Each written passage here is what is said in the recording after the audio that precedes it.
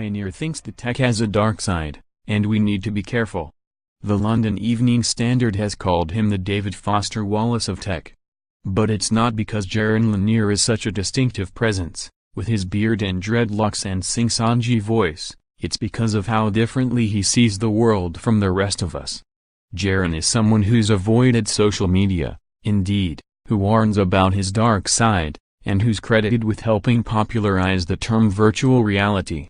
He lived as a kid with his father in a geodesic dome, went to college at 14, and founded the first company to sell VR products. His new book, Dawn of the New Everything, is simultaneously a love letter to tech and to the world that's enthralled him since his childhood, but also a prescient cautionary note against the darker angels in our nature that can bend these devices and products to unkind ends. In an interview about the book with BGR, Lanier, who today works with Microsoft Research, laments the effects of social media in much the same way as did former Facebook exec Chamath Palihapitiya in recent days. Chamath, you'll recall, is the tech personality who made headlines for suggesting that social media is tearing society apart. What I think happened with social media is that it started by funding itself with advertising, Lanier says. But the problem is that as the computers got better and algorithms got better, it stopped being advertising and it turned into something much more dangerous, which was behavior modification through feedback.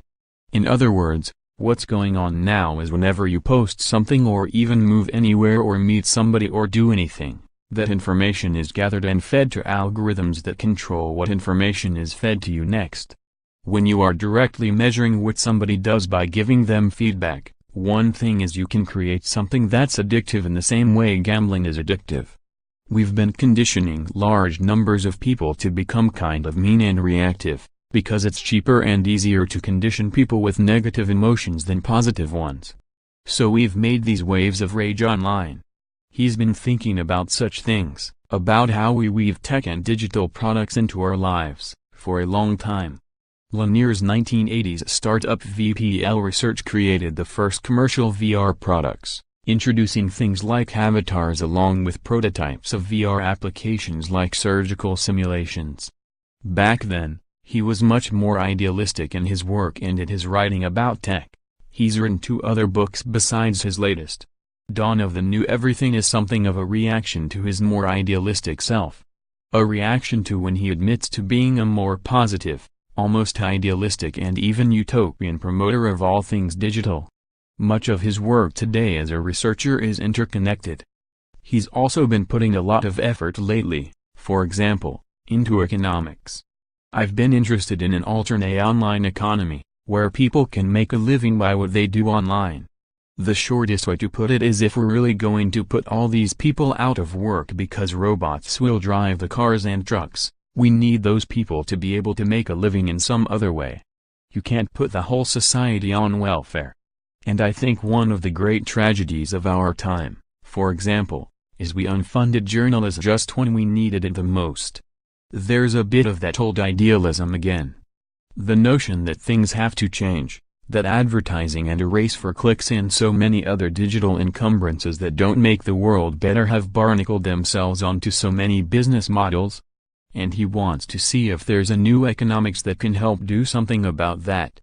His comment about future societies also makes reference to robots and an allusion to artificial intelligence, which is something he disagrees with other experts like Elon Musk about. Elon is worried about some evil superintelligence manifesting itself in the future. Jaron doesn't think AI, as such, even exists at all. If you write a program, a computer program that's good at doing something, maybe it's good at telling cats from dogs in pictures, you really have a choice in how you think about that program, Jaron says. You can say, I've written a program that does this thing. Or you can say, I am creating a new being that's like me, a new life form. I just ask, what do we gain with that second fantasy? What do we gain with the fantasy that it's alive? The problem I have is that what Elon is doing in saying it's this big danger, he's reinforcing this fantasy that there's really something that's alive there. I reject the whole idea that artificial intelligence is even a thing. All of that neatly sets up his current thinking about virtual reality. On the one hand, He's excited by its promise. He's also fearful of its darker implications, using social media as a guide. He rejects the conventional wisdom that VR is a niche thing with modest popularity by looking only at the number of headsets that have been sold. While there are millions on the market, versus hundreds of millions of smartphones, he argues this is about how fast smartphones and tablets also got started. Which is not to say he thinks the conversation around how to use or popularize VR couldn't do with some tweaking. He goes so far as to argue that some of the ways people are being asked to use VR doesn't make sense. There's a certain kind of thing you can do with both video games and, like, movies or TV where it really does make sense, he says. If you're just kinda spacing out and you're by yourself and you want to watch something on Netflix or play a video game, that kind of works. But putting on a headset and going into a virtual world just by yourself in your apartment, there's something about it that feels a little lonely. There's something about it that doesn't quite work. I really think the natural state for VR is more about connecting with people.